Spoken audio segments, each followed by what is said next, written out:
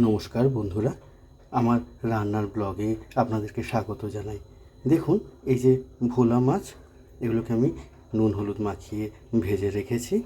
আজকে একটু ভোলা মাছের ঝাল করব, তাই ভাবলাম আপনাদের সাথে শেয়ার করি। এদিকে কড়াইতে তেল চাপিয়ে দিয়েছি, তেলটা গরম হোক। এর জন্য যে মশলাটা করব সেটা হচ্ছে, দেখুন, এই পেঁয়াজ, রসুন আর কাঁচা লঙ্কার একটা পেস্ট প্রথমে বানিয়ে নেব। ওই জন্য মিক্সারের জারে আমি ওটা ভরে নিয়েছি কেটে।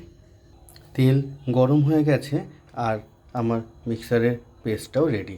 পেস্টটা আমি এবার এর মধ্যে ঢেলে দিচ্ছি, দিয়ে এবার ভালো করে কষাতে থাকবো যতক্ষণ না মশলার কাঁচা গন্ধটা চলে যায়।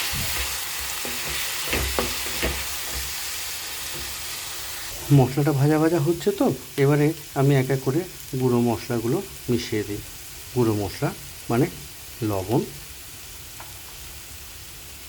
হলুদ আর লাল লঙ্কার গুঁড়ো।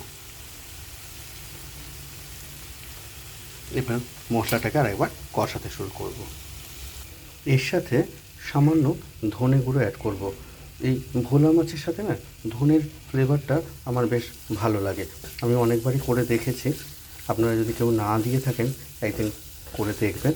এই তরকারিটাতে যেমন লম্বা লম্বা করে কেটে আলুও দিয়ে দেওয়া যায়।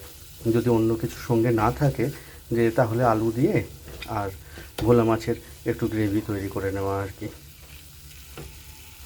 মশলাটা চাপা দিয়ে দিয়েছি, খুব ঝাঁঝ উঠছে। আর ততক্ষণে আমি এই ডুমো করে কেটে রেখেছি পাকা টমেটো, এই টমেটোর একটা পেস্ট বানিয়ে নেব। টমেটোর পেস্ট রেডি। আমি এটা এবারে কড়াইতে ঢেলে দেব। মশলাটা জলের একটু প্রয়োজন ছিল কষানোর, সেটা দিয়ে ওই টমেটোর রসটাতেই সেই কাজটা হয়ে যাবে। এবারে আরেকবার ভালো করে কষাবো যতক্ষণ না পুরো মশলা থেকে তেল ছেড়ে যাচ্ছে।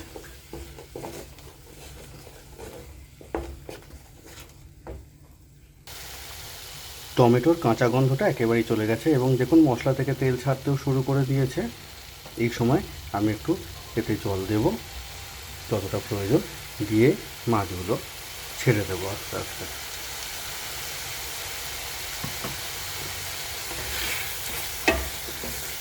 দেখতে পাচ্ছেন তেল ছাড়ছে আর টমেটোরও কাঁচা গন্ধ আর নেই। মশলা পুরোটাই কষানো রেডি।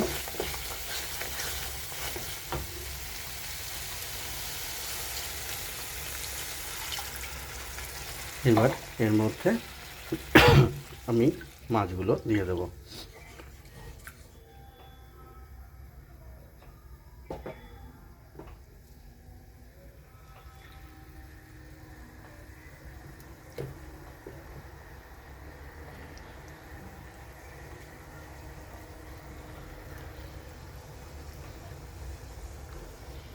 এবার এরা একটু ফুটুক।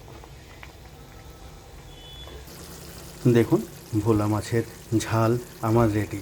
শীতকালে হলে, মানে যখন ধনেপাতাটা খুব অ্যাভেলেবেল হয়, তখন এর উপরে আমি একটু ধনেপাতা কুচিয়ে ছড়িয়ে দেবেন, তাহলে ভালো লাগবে। মানে আমি তো ধনেপাতা দেওয়াটা খুব পছন্দই করি, ধনেপাতার ফ্লেভারটা আমার ভালোও লাগে। তো এইভাবে কোনো দিন করে খেয়ে দেখবেন, বা আপনারা নিশ্চয়ই করে বা খান, কারণ আমি আর কি শেখাবো। তাও আমি যেরকম করে করি বা যেরকম করে প্রতিদিন চালাই, সেগুলো আপনাদের সাথে শেয়ার করি। তাহলে আজকের মতন এখানেই শেষ করছি ব্লগটা। আবার পরের ব্লগে দেখা হবে। ততক্ষণ সবাই ভালো থাকবেন। টাটা।